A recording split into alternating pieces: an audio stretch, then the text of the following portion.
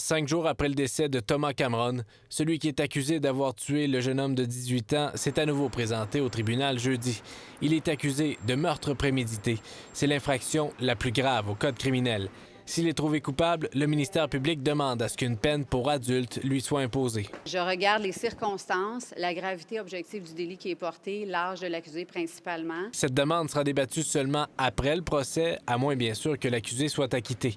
Cette avocate spécialisée en droit de la jeunesse explique les critères qui seront alors évalués. Son niveau de maturité, ses capacités intellectuelles et son fonctionnement. Est-ce que c'était un jeune qui habitait déjà en appartement, qui avait son travail, qui fonctionnait au même titre qu'un jeune adulte de 18 ans? Si on en vient à cette étape, la décision que rendra le juge n'est pas banale.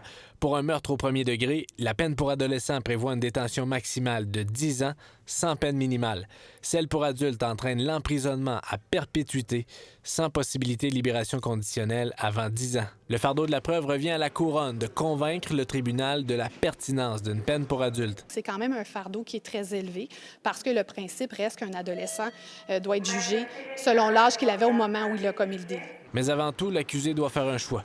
Il a la possibilité d'être jugé à la Chambre de la jeunesse, à la Cour du Québec devant juge seul ou encore à la Cour du Québec devant jury. Son avocate a réservé son choix parce que la preuve est incomplète. Elle se prononcera ultérieurement. Les parents de l'adolescent de 17 ans étaient présents dans la salle lors de la comparution de leur fils, tout comme ceux de l'adolescente de 15 ans qui, elle, est accusée de complicité après le fait. Elle a comparu très brièvement aujourd'hui. Les dossiers des deux adolescents sont remis au 14 août prochain. Jasmin Dumas, TVA Nouvelles, Sherbrooke.